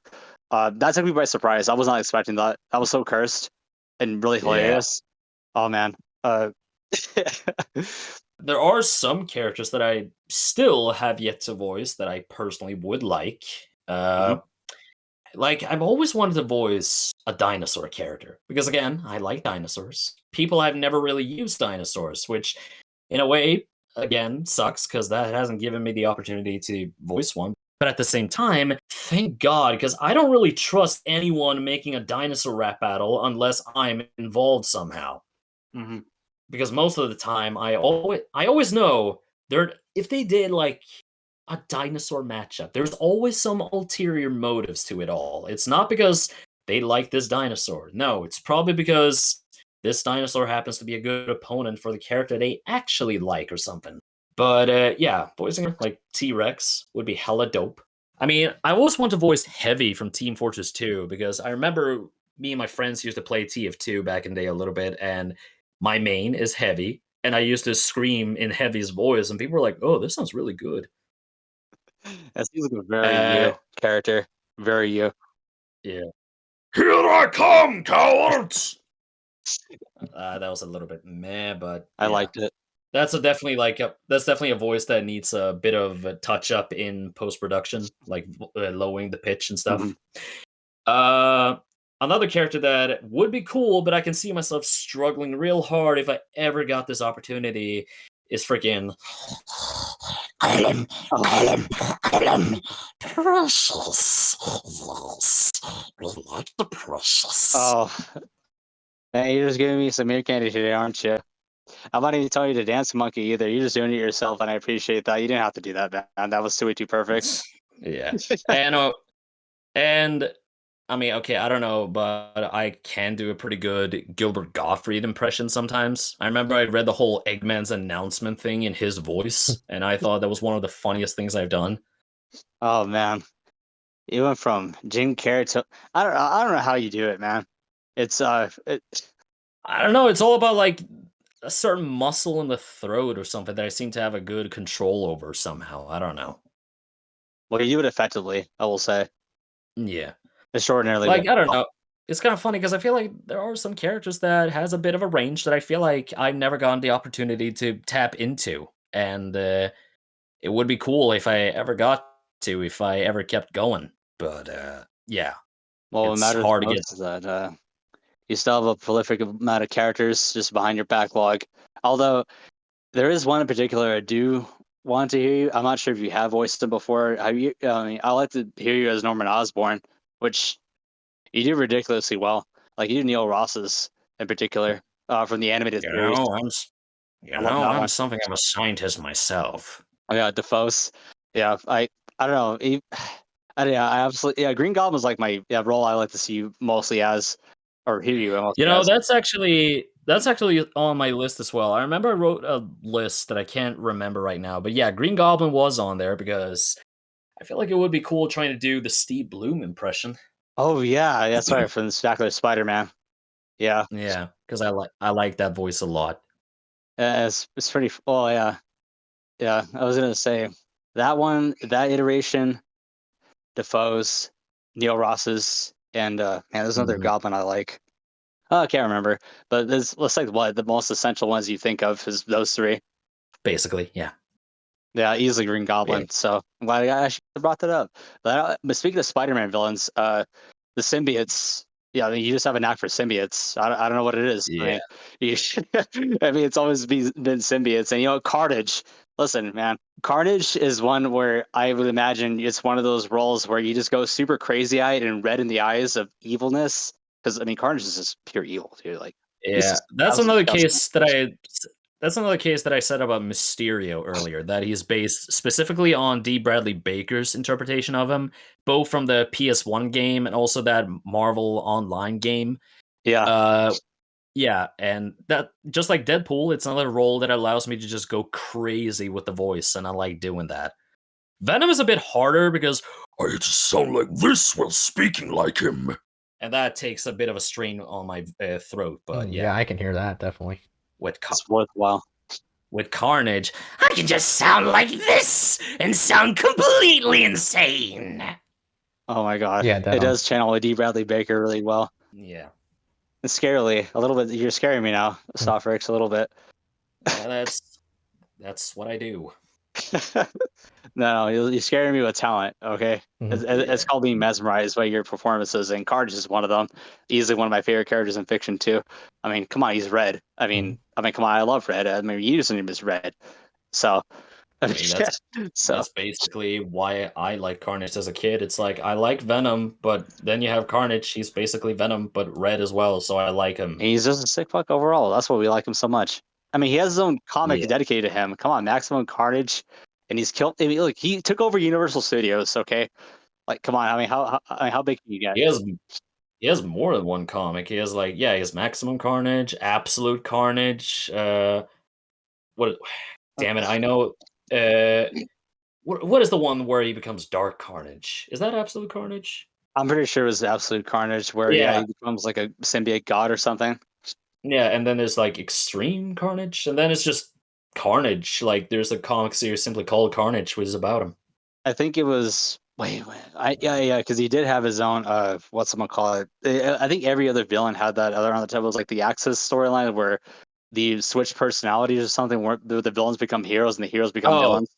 Yeah, that is one. Not what I was thinking of, but yeah, that is another one that I think is kind of funny, seeing how Carnage would be if he actually tries to be a hero. Yeah, I think it was one panel. He was trying to rescue somebody, and the woman was being very, very, very distrusting of him because he was. Well, I mean, look at him, but yeah, that was pretty humorous, and he even has his own theme song. I mean, so Carnage rules. Yeah, there you go. I mean, come on, he's into heavy metal with his own little posse.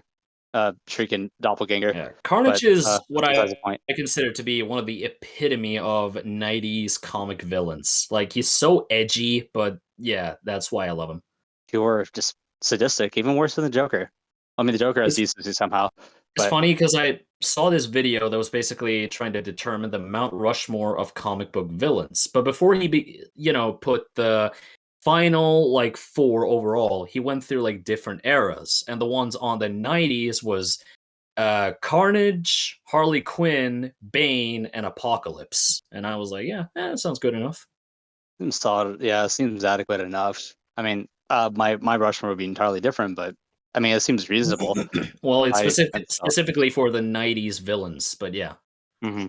No, totally understandable placement there. I believe the overall villain one was Joker, Lex Luthor, Doctor Doom, and Magneto. Okay, yeah, that seems reasonable. Yeah. I mean, I would put Green Goblin in there myself because I love Green Goblin. Fair enough, yeah. Or Doc Ock. I mean, I guess him too. But, well, I don't know, that'd be 2 Spider-Man villains. I guess you could swap one out of the other, so it doesn't really matter at the end of the day. If you did specifically a Marvel villain one, I would put in Doom and Magneto, but then Green Goblin and then Thanos. Yeah, there you go. Yeah. Yeah, so you got different lines of power there too, in a way. Mm-hmm. So it kind of represents what they stand for. Speaking of villains, there is one. I mean, you love this suggestion as much as anybody else does. Despite one crack at it, and not entirely to best results. I mean, I find some enjoyment out of it to some extent, even though it's not the greatest. I will say, and Brushy even acknowledges too. You know, Dr. Jekyll, Mr. Hyde versus Eddie Brock and Venom. I do want ERB to do that, please, please. Because best reasons. Venom is another one of my all-time favorite characters, so I would definitely love to see ERB take a crack at Venom, especially since they took a crack at Joker. And I feel like Spider-Man is definitely a franchise that deserves more than one battle if they ever did it. And I do think the best one, since they kind of wasted Jekyll and Hyde, if you know what I mean. Mm-hmm. Put them against Eddie Brock and Venom. Yeah, the Marvel substitute in this case. Easily. I mean, you could make the case for Osborn and Goblin going after Jekyll and Hyde. I wouldn't mind Green Goblin as well. I just think maybe that's pushing it a little bit, but if they're up for it, then sure, why not? Yeah, I mean, come on, I actually want to see Peter on a glider. Actually, I do think the only one that was liked as a Green Goblin idea was actually Green Goblin versus Wicked Witch of the West. And what do you know? Wicked is right now a cultural phenomenon, so it's possible. Yeah. I mean, I like that. I like that matchup too, so why not? Yeah, easily. The other thing is also, as both of you also have as your most requested matchup, really, the Three Stooges versus Ed and Eddy, which Red had obviously complimented your Ed's voices. Yes, I wanted to say, man, Your Eddy is the only one that I actually could say that to me sounds a lot like Tony Sampson, and Tony Sampson's range is quite because Eddy screams a lot when he talks. If you think about Yeah. it, like in every episode he's in, just about unless he's emotional or he doesn't get his way. I mean, they and literally made a whole yeah. episode where the characters, wasn't allowed to do like their one specific character trait, and Eddy's was that he is not allowed to scream. Yeah, it was But- season 5, I believe. Yeah, but Ed and Eddy is my all-time favorite cartoon Same. that's not based on an already specific IP. Because, yeah, my favorite cartoon is between Ed, and Eddy and the 1994 Spider-Man animated series. But yeah, I love Ed, and Eddy, and yeah, I love them versus the Stooges, because Stooges versus Musketeers is dumb. I'm sorry. It's a very, very dumb matchup that somehow took off, and yeah, it seems to take off because of a misunderstanding. Completely. Yeah, it's not good. But at the same time, unlike characters like, again, Tarzan or Zorro or King Arthur or Robin Hood, the Musketeers themselves just aren't really that interesting. Like, I swear to God, the one time they were actually at their most interesting was that when Mickey, Donald, and Goofy was them. Preach. Yeah, I mean, it's like the only thing you would recognize them as from the Disney adaptation. Is basically mostly everyone's exposure, not from the book themselves. But the Three Musketeers are in every other pop culture. They mention them via name. Sure, but could you name all 4 of them? I bet you can't. So yeah, Society. Even I can't. Alexander Dumas named it 4 Musketeers instead of 3 Musketeers. There is 4. The only one I can mention, and I'm sorry if I'm butchering this name, but it's Atrigan? D'Artagnan, I think. And even then, I think that's just people know it from Stranger Things. Well, I don't know that from Stranger Things. I just know that name. I don't know where I knew it, but yeah. Yeah, it's like point is the Three Musketeers versus the Three Stooges sucks. Okay. Yeah. It sucks. And I get it. It's supposed to be like contrast. They're different because the Musketeers are these heroic figures, while the Stooges are goofy and stuff. But it's not funny. Okay, I really don't care about the Musketeers, and I feel like unlike some of these other characters that I mentioned, they really don't have that much of a staying power. Yeah, certainly not. Well, I mean, it's just the 3 versus the 3, and even that can be disproven. Like, there's like 1,000 trios in pop culture, so it doesn't make any sense. How do those 3 stand out the most? I mean, the Three Stooges, arguably, and it's only by really name. I mean, what else do they really have in common? The 4th member is forgotten. No, that's false, because the 4th member's been with them since the very beginning. I know because I've read up enough of it, the Three Stooges in particular and the Three Musketeers, to say that this claim is true. Yes, there's always been 4. Shemp was never forgotten. How could it be forgotten if he's been with them since the very beginning? Make that any sense? It doesn't make any sense to me. Yeah, I'm sorry. I know Stooges versus Musketeers is like an ERB oldie, but I feel like it's one of those ideas that we should just honestly let die out because I don't think it's that good. Yeah, and yes, I know Ed and Eddy would be hard to do in terms of ERB, and yeah, it's been proven that it's definitely not a show they watched, but again, I feel like it's honestly the Stooges' best matchup because what else do they have? I guess the Marx Brothers, but isn't that kind of a bit too samey? Yeah, I mean, overlapping. I could probably be wrong about this, but yeah. I say that they're from around the same era. It's kind of like the rivalry type of matchup. Like, nah, I don't like it. And besides, their comedies don't even overlap either. So it kind of sucks. I don't like it.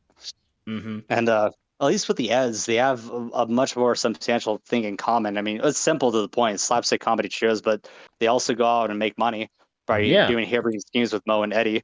So, plus, I mean, you have the dynamic of you have the leader, Eddy and Mo. You have the ones that are more of the brains, which is Double D and Larry.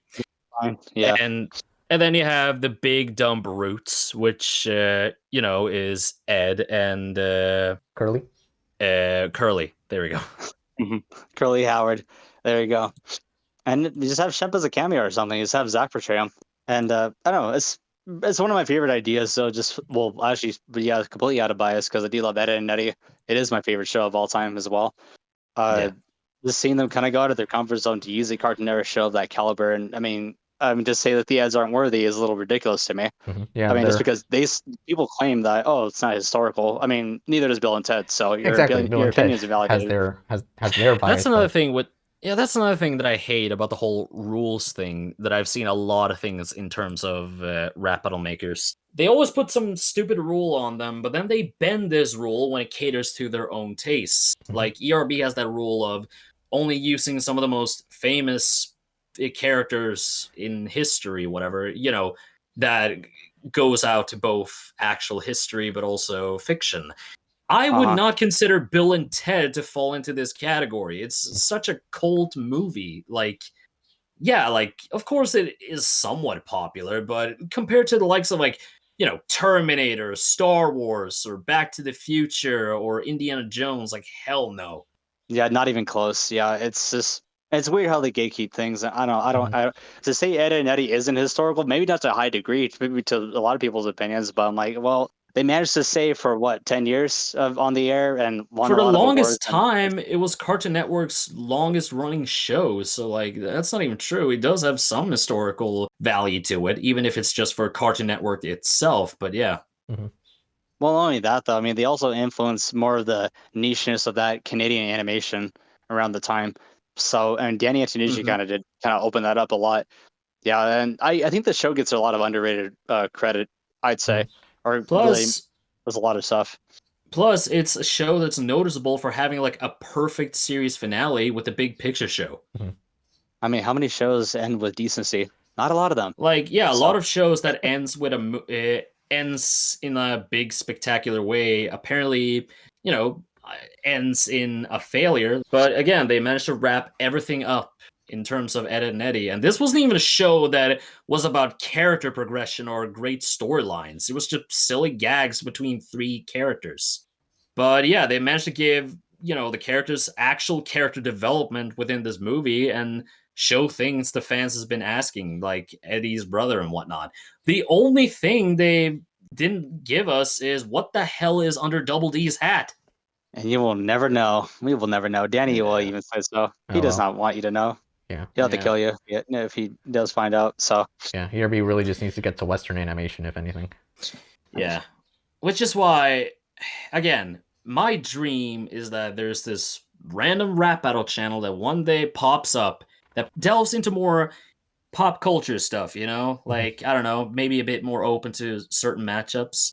Kind of like something like Freshy Canal is doing, but the way they make the rap battles isn't more like ERB, Yeah, it's like less nerdcore. Technically, yeah, exactly. Technically, what I described earlier does fit with Freshy Canal, but again, I'm not a fan of the way he makes rap battles. Like, again, he takes this way too seriously.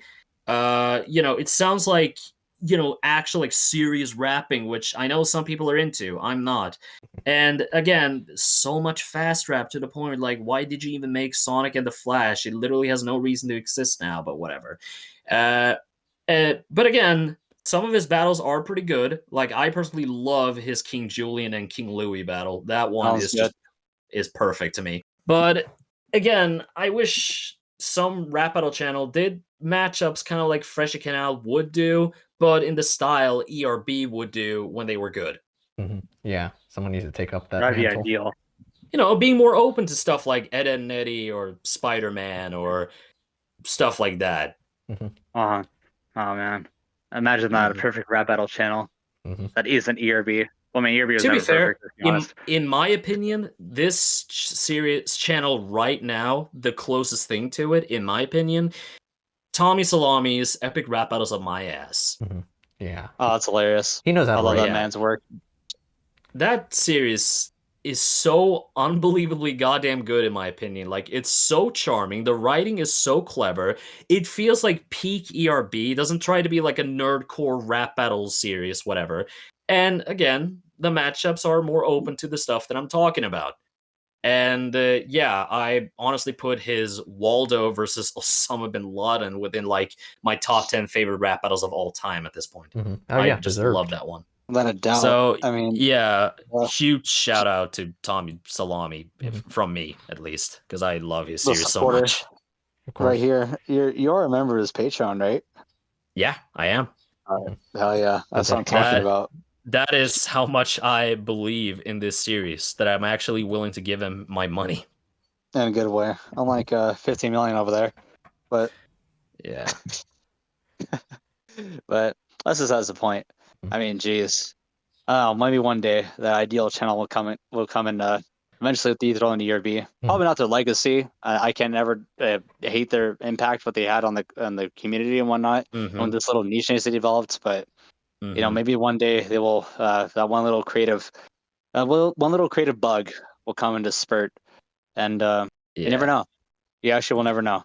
So the problem is nowadays it feels like more people tries to be Freshy Canal than they are ERB, which makes me a little bit sad. Yeah, they forget the formula. Again, the thing is with Freshy Canal is that at least he's really good with the things he does, and most of these other channels, they're not bad, but they're also like not as good as Freshy Canal, so they just come off as really bland and uninspired to me personally. Again, like I'm not trying to throw shade, I'm just saying my honest to God opinion. And that's totally okay. Yeah, it's someone's preference.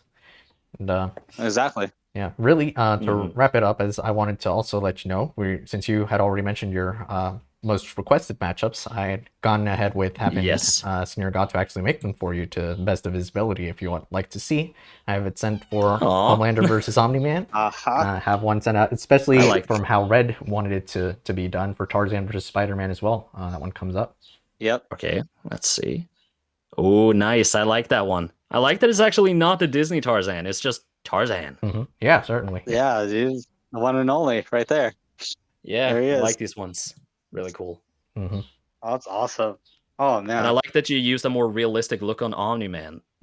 Yeah, that too. It's like some people can get it right if they know how to use it. Like they obviously will go for the animated version, but if they know how to do the realistic, like I think this is the model from Mortal Kombat, right? No, that's not the model from Mortal Kombat. Okay.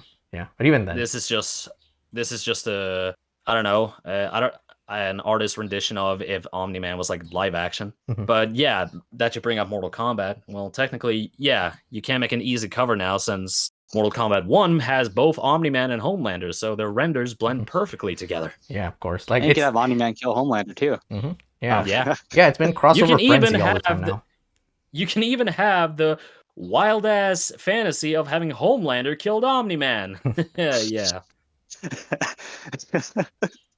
In the best way. Listen. When do you ever get games where Ghostface kills 2 Superman?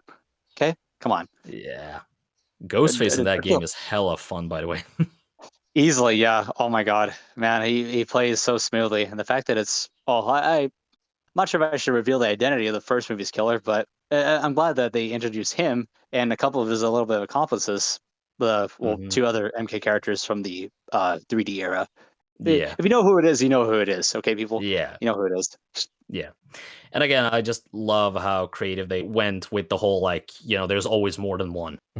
I think that's always such a creepy part about just Ghostface. I mean, I never really found Ghostface particularly scary. I mean, his reputation has been ruined by a couple of occasions, but I won't say. And also, oh no. Oh no.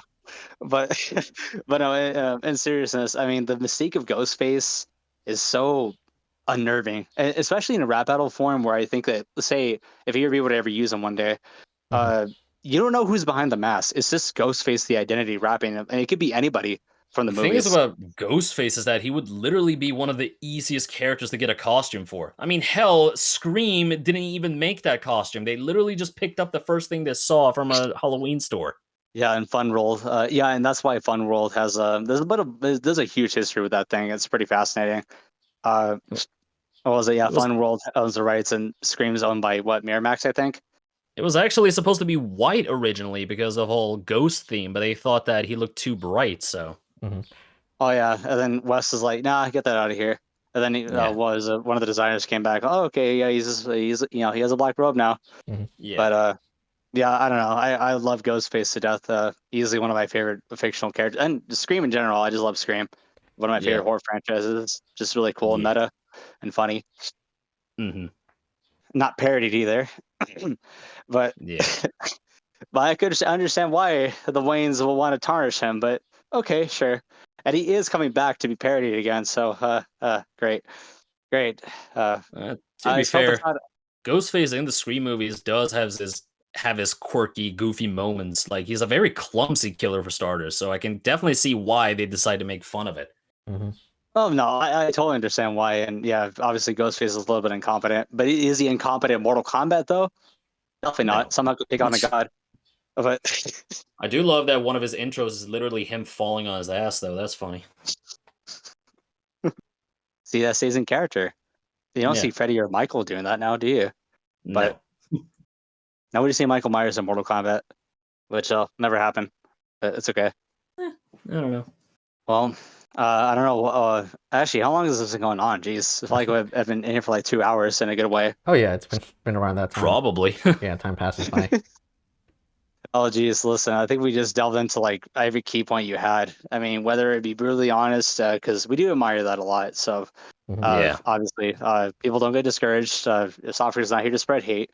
He's here to spread the stuff that he's passionate about, and much like everyone Mhm. else here, there's a reason why we have him on the podcast to begin with. He joined because he wanted to. Mhm. So, Yeah, night, everybody. because I just decided I finally wanted to speak up about things, so why not? it's all understandable, man. This could be a positive outlet. You know, if people see it the other way, well, I know, mean, that's their fault. So, It's funny because I know you wanted me on the podcast for a while, but I did. said I'm not sure because I feel like I don't have a lot of things to say. But yeah, 2 hours. I guess I was wrong. Come on, man. Don't ever sell yourself short, man. Never do that. I have a tendency to do that a lot. So Hey, it's understandable. It always gets the worst of us. But in the case for us right now, though, we have you. I mean, come on, man. Dude, you were like the first person I thought of. But well, no offense to anybody else that we had on the podcast, but you, Justin. You know, there's so many people I always wanted a podcast. You were the first one I thought of. I mean, automatically was you.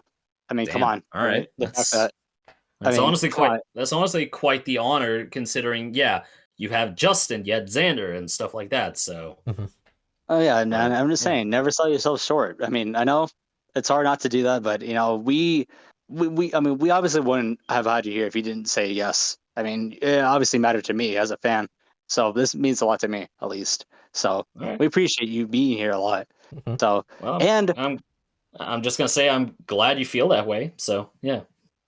awesome. See, and that reminds me. You think? Yeah, we can even have you back some other time if there's even a good time. But let's say even have possibly even Bilo or Titanium jump in here because I think that'd be awesome too. Like seriously. I can probably ask them. Mhm. Like, Oh yeah, that'd be awesome. maybe. Like, I don't see that as a complete impossibility. So I mean, hey, listen, man. You were on the podcast with Bilo and Titanium at one point, so I think they would probably say yes. If they don't, then that's okay. yeah, But, like I'll let those that one go. two. Those two are some of my closest friends, and also huge shout out to what I consider my best friend, Hyper Jacob 96. Really underrated guy, by the way. Oh yeah. Oh, and no, I think he'd be absolutely funny to have on too. Yeah, Bilo is also on my wish list too. He'd be really great to converse with, along with Titanium. Mhm. There's a lot of people I want to talk to. Jeez, my short list is growing to extensive measures. Long list. Unlike Peter's short list where it just grows. But yeah, it's a long list now. But Yeah. but yeah, the fact that you're here, man, it means a lot to me and to Boner over here. Mhm. We just like that. We just love you, man, for everything you've All done. That's cool. Like, I'm glad I at least have some appreciation somewhere, even though, like, again, I feel like I'm kind of washed up and a bit of a has-been that not a lot of people care about anymore, but it's cool that I still have someone somewhere out there. I mean, hey, there's a large majority than you realize. So you never know, and there's going to be that one person that's going to say, "Stofferex, I love what you did," and you know what? You're actually speaking to him right now. But Yeah. but that's besides the point, though, man. The people that care about you are the people that care about you, and that's what matters the most. Mhm. So Yeah. again, never ever devalue yourself ever. To me, as a fan, I like what's best. Yeah, I mean, that's fair. Like, yeah. Well, yeah, this has been a wonderful episode. I don't know how long this has been going on. I just excited at the time even more. Mhm. So thanks. I'm kidding. And then Anyways. then you find out that none of this was recorded. Oops. No, I got it. Don't oh worry. my god. Just kidding. Oh man, imagine that. We talked for like a couple hours straight and we didn't record at all. Oops. We'll time to do it over again. Yeah, gotta say everything word for word again from memory. Oh my god. All right, I guess it's time to wrap this up right now, because right now we have more endings to this podcast than Lord of the Rings. So Oh yeah, the director's cut. Yep, Yeah. Bakshi and Peter Jackson has nothing on us, bro. Yep. Next time on ERBcast. His newest one, Stoner versus, I just happened to see it in my subscriptions. I'm like, I'll check it out. That was a really good fucking battle. Oh, dude, everyone says it's the I best can't thing he even made. lie.